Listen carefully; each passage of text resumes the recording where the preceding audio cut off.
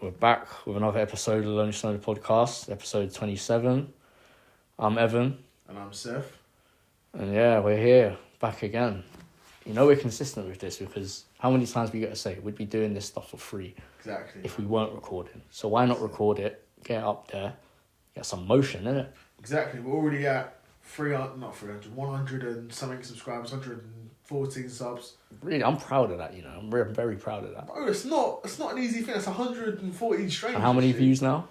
220,000 on the entire page. Nearly 250,000 views. Yeah, bro. In how long? Since October, was it? We started. Mid-October, yeah. I think that's good if you ask me. 200,000 people was a lot of people to be viewing our content. That's impressive if you're telling me. And considering it's stuff that, like you said, we'd be doing for free. Talking about stuff we talk about anyway. Yeah. So, yeah, you just have to really, obviously, applaud a lot of your hard work as well because you got over 100 side quests. Yes. Well over 100 Yes. side quests, so yeah, that's really impressive. But still keeping this pod going after that many months. Exactly. You know, we're here, man. Yeah, and there's probably some stat out there that says this percentage of podcasts quit within the first 90 days. We talked about that within the first few episodes. Yeah. You know, a lot of podcasts don't go past 5 episodes. It's crazy. 10 episodes, and we're going to be at 30 soon. Yeah. So, it's wild. yeah. But should we jump into the UFC 315 card? Yeah. Our battery's on 1%. So. Oh, God. I could have grabbed the charger for you, but just pull the card up as quick as you can. Okay, so. In fact, I think I know the fights. So Saint Denis v. Kyle Prepelec. Yep. And then you have the women's fights. Yep. Grasso the main v. event. Silva. What's the other main card fight? Aldo Zahabi at Aldo featherweight. Zahabi. At featherweight now. And Shevchencko, Manon Fiorot. Fiorot, yeah. And then Belal v. JDM. All right. Well, let's start with BSD versus this guy that I've never heard of. Yeah. Obviously, I've seen BSD fight a lot. This guy's a short notice replacement, I think. Yes. I don't know much about him, so I suppose I'll just go Benoit Saint Denis because he's on a bit of a losing streak, but I think this is like more meant to help him out a bit. Yeah, that seems the sort of route they've tried to go down, trying to help him out a bit, but because those 2 losses he's had, they were bad losses. Yeah, they were bad losses to Dustin and Moicano. Yeah, of course, these aren't bad guys to lose to, but in the nature, he got beat up. Badly. He got knocked out badly by Dustin and beat up badly by Moicano. Those are the sort of performances that guys often don't recover from. No, really bad Mentally. beatings. Really bad beatings. But like you said, I haven't heard much about this guy. I think, like you said, it is a short notice replacement. I'm not sure if I heard on Lucas Tracy vid or one of these other vids. This guy was in the UFC before. Okay. And he lost his fights. So that probably tells you 0-2 in the UFC. he's coming into the UFC and losing. Is BSD still ranked? I don't think he's still. I think he might be just outside the rankings. Yeah, he's probably just outside it now. But still, he showed a lot of skill on his come up. Good grappling, striking mix. Yeah. More of a grappler, but yeah, I think he'll win this one. Yeah, maybe by submission or something. But what's the next one we're talking about? Aldo Zahabi at featherweight now. I've only seen Zahabi fight once, but he's all right. You know, he's only 1 year younger than Aldo apparently. Yeah, which is kind of crazy. He's not young. Aldo's just the forever YN, isn't it? Like, this dude does not get old. Like, I mean, how old? I think when he lost to Conor, he wasn't even 30 yet. I think he was 29. Which is crazy because you see guys who are 29 now just on the come up, and he was established champ. What, like 9 title defenses? 9 title defenses? Because he was champ in WEC as well. And that would have been years before that Conor fight. So you're talking probably before he was 25. He was a champion WEC and then kept it on in the UFC. Huge streak. Personally, I don't think he's ever looked like he's fallen off. I just think there are guys that are way better than him now. Yes. Yeah, I agree with that. I think he looks pretty much like the same fighter he has been his whole career. Maybe a bit less aggressive. Yes. I would say his aggressiveness definitely gone down, but again, I think that's partially down to, like you said, the guys are better now as well. Yeah, of course. It's harder to be aggressive against these levels of opponent when... Especially at bantamweight. Bantamweight at the top is stacked. Because even at featherweight, when he was in WEC and early UFC, he's fighting guys like Mark Hominick and Cobb Swanson. And Cobb Swanson's like one of the better guys that he would fight, and he smoked him in like a few seconds. Yeah. So, and it was really when he started to face the Conors, the Holloways, the Volkanovskis, is when he really looked like he got surpassed. But a guy like Amos Zahabi, I don't think he's that good to just do Aldo like that. Unless he does does Aldo the way Batista done him and the way Merab done him. That seems to be an easy path of victory. Yeah. Because even if the striking is somewhat in Aldo's favour, but Zahabi holds him up against the cage for 2.5, 3 minutes, they're going to give him that round. But that's the thing, though. They should give him that round, though.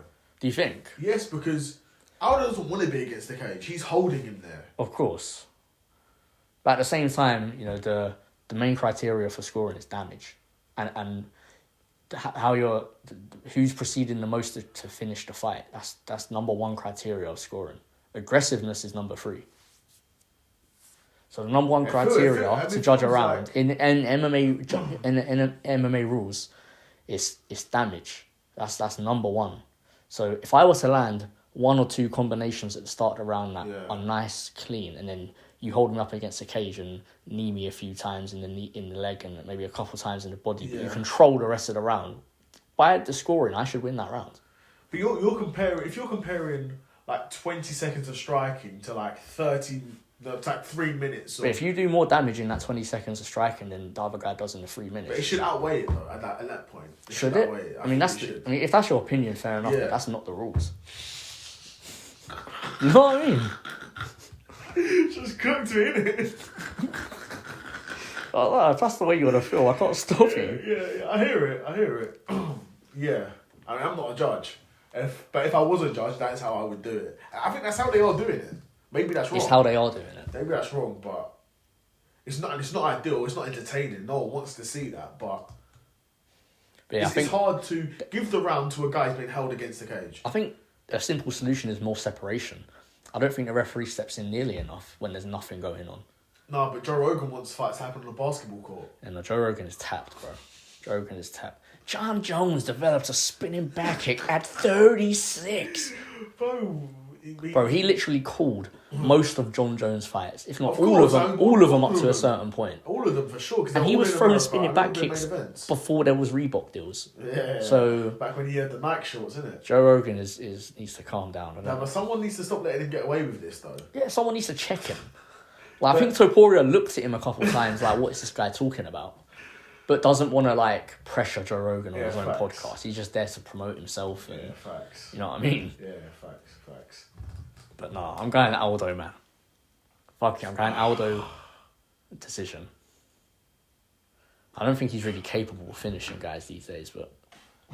No, he's not got... I have a feeling I have a feeling like he's going to try a bit harder this time to not let that happen to him. Specifically being held on the cage. He's getting older. Even though he's only 1 year older than this dude's got a lot of miles on the clock. But I don't think Zahabi's going to finish him.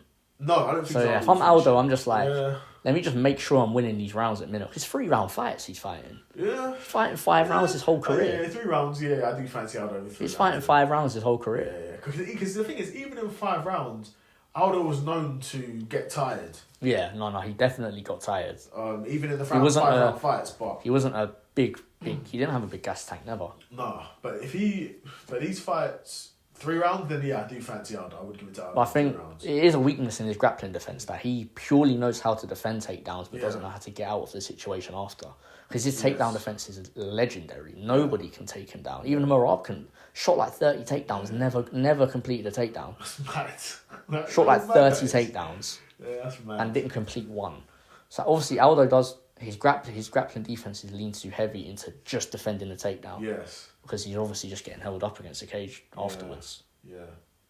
And even, in my opinion, what you said about being held up against the cage should be a positive. I think defending takedowns should be a positive. Because if you're shooting takedowns and you're not getting them, if you're shooting 14 takedowns in a round and you don't get any, that should definitely be a negative on you. Definitely. If I'm watching it and I'm seeing a guy shoot all these takedowns and not get a single one, I'm like, well, he's not doing well. But at the same time, you're like, okay. You're just spamming takedowns. Yeah, but... Okay, even if you're defending... even if you're against the cage, I'm still in the dominant position. I hear it, but in my opinion, I would, if I was judging a fight, I'd reward the fighter more for defending takedowns than the one constantly shooting. To a point, I do hear it. When it's like that sort of point where it's like shooting... Because I'm not going to be like, oh, he defended 2 takedowns, he won the round. Like, nah, it's only 2 takedowns. Yeah. But... when a guy is his whole game plan is to just shoot as many takedowns as he possibly can. But let's say... And he's getting none of them. Actually, that wouldn't happen because the fight would get broken up. I was saying, like, let's say the round starts, guy shoots, holds you there for like a minute, 2 minutes, gets broken up, and he does the exact same thing, holds you against the cage. He's basically 3 minutes, the entire. I think there should be a smaller cut off each time. So you hold them down for a bit, you get stood up. The next time you try to do that, the time you have to do that is lowered. Of course it is. Because you can't just allow someone to stall out the fight. But you have got to force the fighter. They need to understand more that this is entertainment at the end of the day. You know what I'm saying? Like this, we don't want to see this deadness. I do hear it. Trying to sell fights. That aspect, yes, I do hear it, but that shouldn't be up to the referees. Right now, boxing, we know boxing can always be boring. Yes. Any fight can be boring in boxing. But MMA, you're expecting some sort of fantasticness from it. Yeah, but that's what MMA has a reputation for. Exactly, but that's Bare going to shit change over happens. time. That's going to change over time. Look at it now, compared to how it was back in the day before. Low-key, it's evolving like boxing. It's evolving, and we're seeing guys at a higher level now. Matches are becoming more boring. Yeah, of course. They're basically becoming stalemates because everyone's so good these days. That's what I'm saying. Back when the level was lower, you're going to get more exciting finishes because there's more risk, more things can happen. But as it evolves, it's going to get more boring. Yeah, and really, you don't often see like complete dominant bell-to-bell performances like that anymore. That's why I was so impressed with Paddy's win over Michael Chandler because it's dominated him the entire fight and then finished him. That's impressive. Yeah, you always see these close ones or someone gets caught. I remember how huge he looked in that fight. It's massive compared to Chandler. They said Chandler was 5'8" and Paddy was 5'10". No way. But okay. But how Paddy is outside of camp, I imagine we weigh so similar. What, him and you? Yeah, when he's outside of camp. And what I am maybe right now. Still. Yeah, maybe. He fights at 155, G. And he's 5'10". He's a bit shorter than me. But it's about frame as well, though. He has got frame to fight at 155. You don't have a frame to fight at 155. I don't know, man. You're too big, bro. I'm not, though, like... So you think you've got to 155? Bigger than him, bro. It's not about height, it's about build. I'm so small heavyweight. It's about build, bro. Like, look at man like Taz. Like, Taz is small. Taz is probably like your height. No, he's not. Well, how tall is he? Taz was like 5'6". He was tiny. Jesus. Bro. He was tiny, 5'6", 5'7", bro. He's like shorter than me. Yeah. Fucking hell. Like, Taz well, even then, like, he has a build, like, he's not getting below a certain weight no matter what. He just has a build for bigger weight classes, like you. Built for the bigger weight classes. I'll have to see. But no, I'm picking Aldo, though. Yeah, Aldo. Yeah. My dog, Aldo.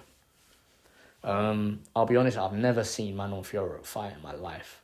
Okay, neither have I. And she's fighting for a title, so... Against... Shevchenko. I'll be real. I think she has the most title wins by a woman or something. Bro, she's got to be in the conversation for female GOAT. Yeah. Obviously, she lost to Amanda Nunes. She has some losses. But that last fight against Nunes was super close. Yeah. And she's fighting at flyweight, and Amanda Nunes was featherweight champion. Yeah. And the way... She's just been at the top for so long now. So long. She's very good. Like, she's got to be in that conversation. Has one of the best female knockouts ever. Yeah. That head kick knockout. Yeah, sent that fucking bitch to the shadow roll. But even I look at the girl she's fighting and I'm like, she's just so much better than her. But these are the people at the top of the division for her. Yeah, like, she can only fight who's in front of her. Yeah. She's not like she's been ducking or cherry picking. I'll be honest, other than... Been to fight, she's fight. I can't tell you who the bantamweight champion is right now in the UFC. Pena. Is it? Yeah. That division is cooked. Yeah, because she beat Raquel Pennington. Because at least strawweight's quite cold. Like you have Zhang Weili is my favourite female fighter. She finishes girls brutally and she's very good. Yeah. You actually got some good fighters in flyweight and even in strawweight, and flyweight is developing nicely as well. I think a lot of the best younger girls are in flyweight. Makes sense. That seems to be like the best division.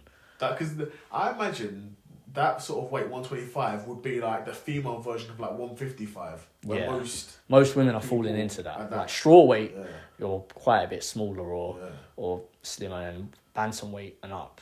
Because like Kayla Harrison's barely making bantamweight, innit? Yeah. I think she's fighting, innit? Pena. Yeah. For the strap next. Yeah. So yeah, She should definitely win. She definitely win, but like, I don't even rate her that highly, I'll be real. Kayla Harrison. Yeah. She's just way bigger and stronger. Yeah. It's like a cyborg situation. Yeah. But technically, I think that at least Cyborg, technically, she was a very, very good striker. Yeah, she was quite good. Kayla Harrison's a good wrestler, but you're like, yeah, you're going to be a good wrestler. She's basically just a Bolo Ronda Rousey. Yeah, because her striking's dead. Like, the fundamentals are dead. But that goes to show you can get to a world title level with these weight divisions. But even Pena's striking is absolutely god fucking awful. Yeah. No. God awful. Bro, I don't understand how you can. World champion, I don't understand how you can fight for a UFC World Championship fighting like that. In 2025. Like, I swear to God, I could pull one of these girls from my work, train them up for a couple of weeks, and have one of them beat Pena. Because it's just horrible.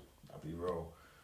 It'd be close, bro. It'd be very competitive. It's like absolutely horrible. If we grabbed a random thing and just trained them and put them in like a 3-round kickboxing match against Pena, bro. Like, I'm like, Shevchencko could easily be double champ. Like, she's smoking Pena. Yeah. Easily. Why didn't they let her do that? She's probably just happy fighting at flyweight, to be fair, but racking up her title. Because she did lose to Grasso, innit? And then she won it against her at the Sphere and won her belt back. Okay. So this is her first title defence, I think, after that. She might have had another, I'm not sure, but... Okay. Yeah. So he did BSD, Aldo, Shevchencko. I'm picking Shevchencko for sure. And of course, we've got the main event. Canelo hands. Remember the name, Mohammed v JDM. Your guy. And like I said to Evan, when we were rassing it before, you can have JDM, you can have an Instagram DM, or you can have BDSM, belal in 5. Yeah. I have to agree with that sentiment. I think Belal's just going to do what he needs to do. I mean, you always hear this stuff from these grapplers. Oh, I'm not going to shoot no takedowns. Oh, you're going to see this and that. No, we're not. It just trolls. I know we're fucking not. It just trolls. I know exactly what you're going to do. You're going to scum him out for 5 rounds. You're going to win the fight. Straight up. And then we're going to see Makhachev. The real main event of this is the hype for Makhachev to Poirier. That's the real main event of this card. Wow, yeah. And what did I say to you before? Like, I forgot this event was happening. Yeah. Which is ironic. It's not ironic because But even Dana White said, was like, who's the welterweight champ? He was like, who's the 170 champ? Bro, but the thing is, these guys with these styles that I don't like, they're making up with it with their personalities, I'll be real. No, the thing is, a guy like Belal, like, he's actually quite entertaining. Yeah. When he's saying he's going to like take someone's head off, I'm thinking, then I realise how he fights, and I'm like, you're just not, though. I like when he like sits there with like his little smile and he's like, we're going to show him what Canelo hands is. Yeah. No, like, it's just hilarious. I'll rate him in that way, innit? And yeah. obviously he's against the Jew bags, innit? So yeah, you know, you kind of have to rate him as well for that. Low key. Not based because he's Just say it, innit? And he's I have to hold myself back there for a second, innit? Oh my days. That's a good clip right there, innit? I had to hold myself back for calling him a crazy name, but yeah, he is what he is. Oh my days, yeah, Belal, man. Shout out to Belal, bro. No, I got him by decision, though. Yeah, facts. Straight. There is no other prediction. No. And the amount of high I will have if Jack Della knocks him out, and then the immediate low I'll get afterwards, is just going to be crazy. Yeah. Because I'm going to be watching this fight with no spoilers. I don't stay up for this shit. That's crazy. But yeah, no. I watch the fight the next morning. I don't look at my phone. Bro, the thing is, my Fire Stick, it takes too long for it to get on there. So like, whereas like you could wake up and it's on your Fire Stick as soon as you wake up. Yeah. For me, I have to wait till it's like 12, 1 o'clock. Yeah. At that point, I will just find a website on my phone and just watch it. You know. Yeah. That's what I do. I just won't look at no notifications. I just go straight to Safari. Yeah. Find my website, crooked website that I have. Yeah. Watch the card. Boom. Yeah. DND. I'm not saying nothing. I'm just watching it. Yeah, facts. But speaking of watching stuff, I need to watch Andor, man. I ain't seen none of the new season. I need to do like a review of like the first 3 episodes still, because they're doing like 3 episodes at a time when they drop it. I think it's all out now. Oh, is it all out? Is it? I think so. So I've still got a few more episodes to Or watch. most of it's out. Either all of it's out or most of it's out. Okay, what are they doing? Like a 9 episode? 9 I think episodes. all 9 episodes are out now then. I'm on episode... They must have done 3, 3, and 3. Yeah. Which is weird, to be honest. It is weird. But the first 3 episodes, I think I've spoke about this before. But I'm assuming that's like 3 arcs as well. That's the thing. Maybe not... Sort of. Yeah, sort of. That's what I would assume from someone doing that. But obviously I've not seen any of it. It is still. But just weird moments where you think like it's just wasted time. Like we could be doing something better or something different. Like we don't need to see this. I'll let you watch it. It's sort of in episode 3 when I really think that. I may even start watching it after we wrap this up. But yeah, episode 3. I'm like we could be. Have you seen after episode 3? Yeah, I'm seeing up to episode 6. Okay. I'll be starting episode 7 when I next go to watch it. Makes sense. But good. It's similar. It's not as good as the first season. But do you think that's because of how the first season took everyone by surprise for how good it was? Yeah, definitely. And it's kind of because you're expecting it to be so good. Yes. Well, even if it's pretty good, you're like, oh, this isn't as good as I expected. Yeah, exactly. Definitely. Because, like, going into Andor, I had no expectations at all. None at all. And I hadn't seen it for so long. Yeah. Even though I heard it was good, I thought, how can that be good? Yeah, exactly. Because at a time, and that's the thing, it comes out at a time when everything else they're dropping is bad, so you just get lost in the mix. And then even you read the plot, you're like, it's a prequel about a side character who we know died. Like, it's got, like I said, it's got no right being as good as no it is. Reason. It's got no reason. Like, you read everything about it, you're like, how is this going to be good? Yeah, exactly. And it just absolutely explodes. Yeah. Obviously, season 1's great. Season 2's not as good, but like I said, some interesting moments for sure. Yeah, Cassian goes through some trials and tribulations still, as we'd expect. Cassian Andor. Facts. Now, he's cold in this, though. Cold actor. I did rate the first season of the show where he blams down them Imperial officers. Yeah, right at the start, yeah. The guy's like, oh, it was an accident. Yeah. You didn't mean it. And he just, boom. Yeah, facts. But that's the duality of Star Wars, though, where you've got good guys doing bad things and bad guys doing good things. For sure. And that's why I like Star Wars as a universe. I think there's so many stories you can tell within that universe. And it doesn't all have to be directly connected to the main plot of the first 6 films. No. Even though it kind of is. Yeah, they are. Yeah. But like it does it in a way where it doesn't feel forced at all. No, exactly. You know, you don't have to be seeing lightsabers in every Star Wars show or film. You don't have to be seeing the Force, Jedis, this and that. No. This universe is so well built out. So well built. Even through a lot of the stuff that they deem as non-canon now, like a lot of the comics and books and shows and that. But the stuff, the one thing I would say though, the stuff when they do have like lightsaber battles now, they're shit. They've gotten way worse. They've got an incredibly. I've never seen it's a because downgrade like it. It's because they use real lightsabers now. It's no effects. Okay. Because remember in episode Revenge of the Sith, the lightsabers are like effects, right? Yeah. But now they use physical, lighted up lightsabers, so the light sort of reflects off the ground better and that sort of stuff. They use physical lightsabers, so it's not light sticks that they're flinging around super fast. And then adding the effects in. They should be, man.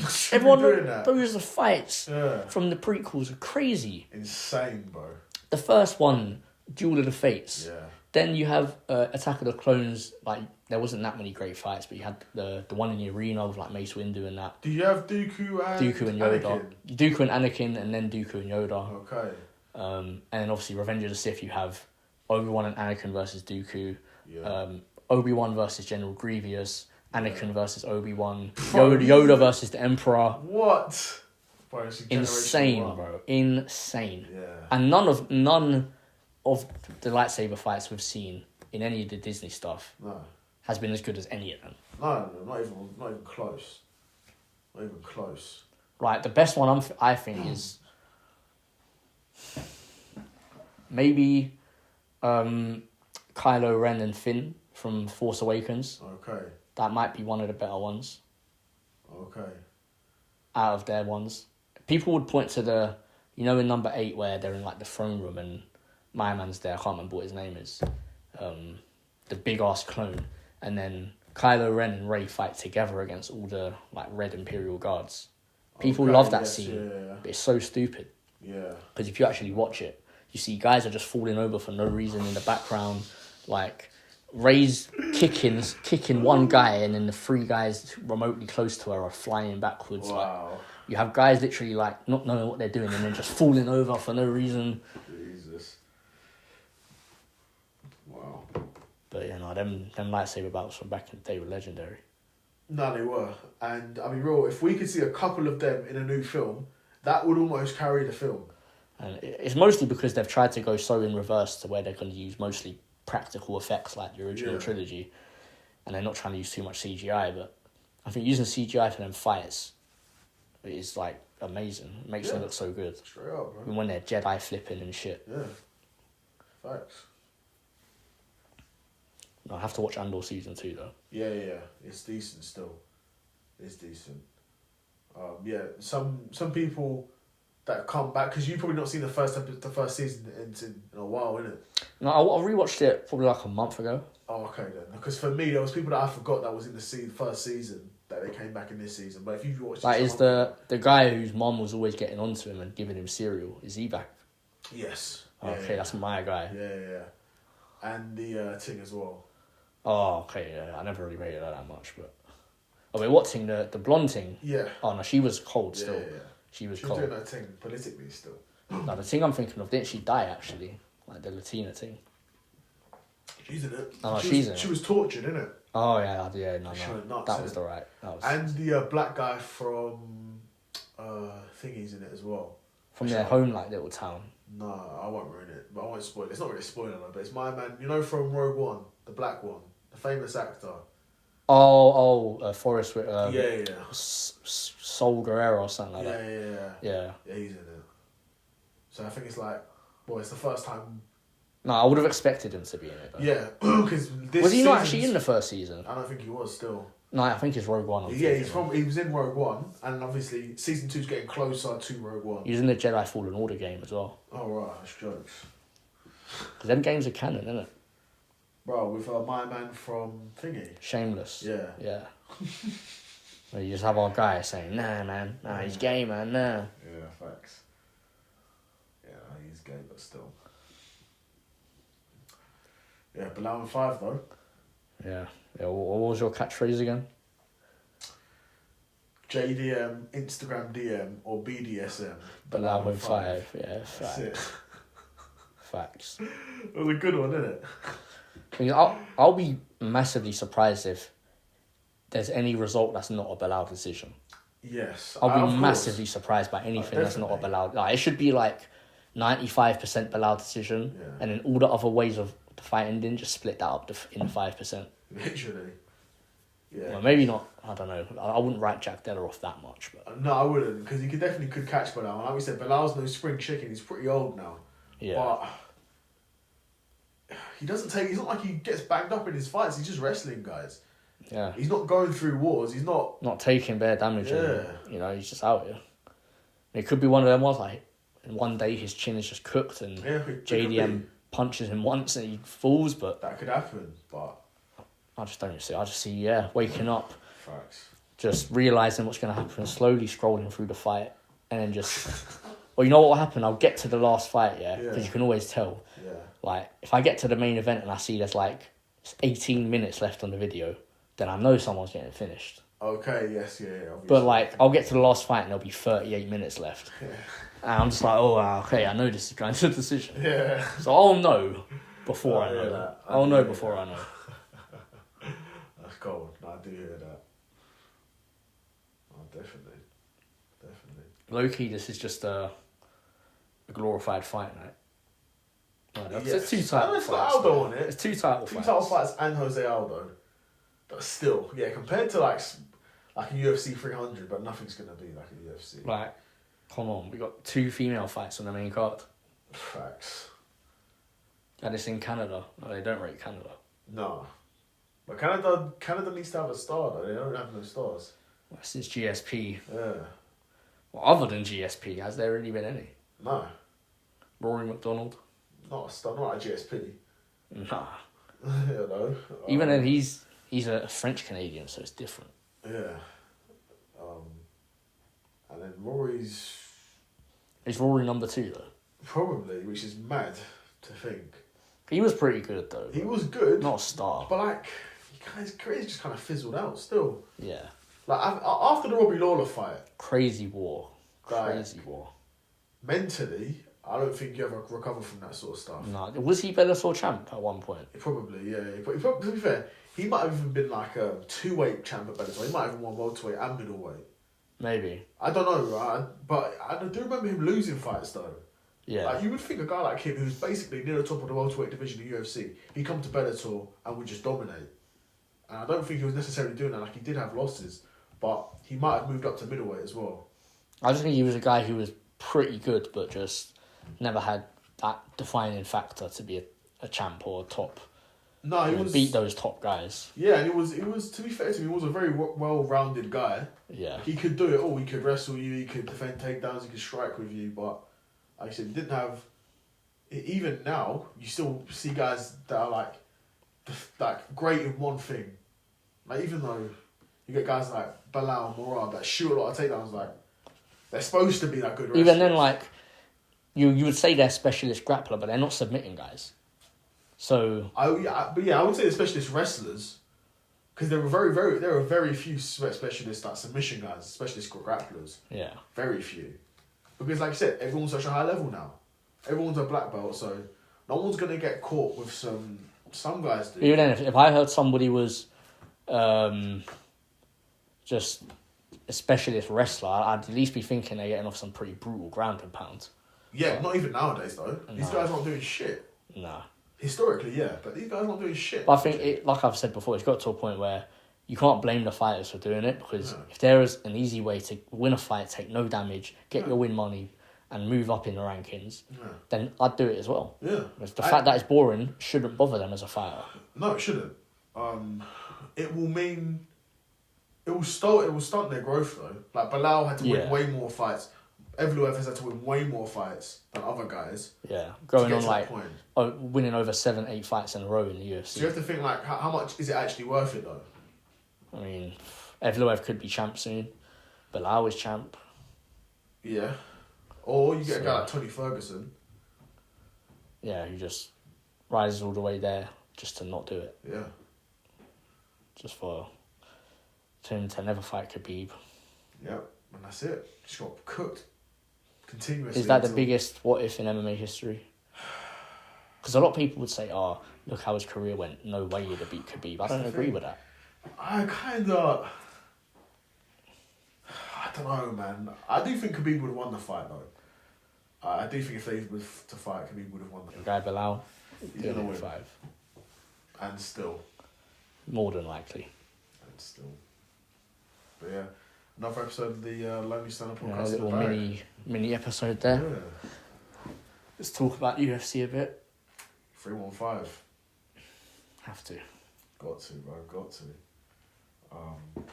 Yeah, so I'll try and get this out tonight for tomorrow night. And then that's what it does, isn't it? Episode 27. There you go. 4. See, I've been...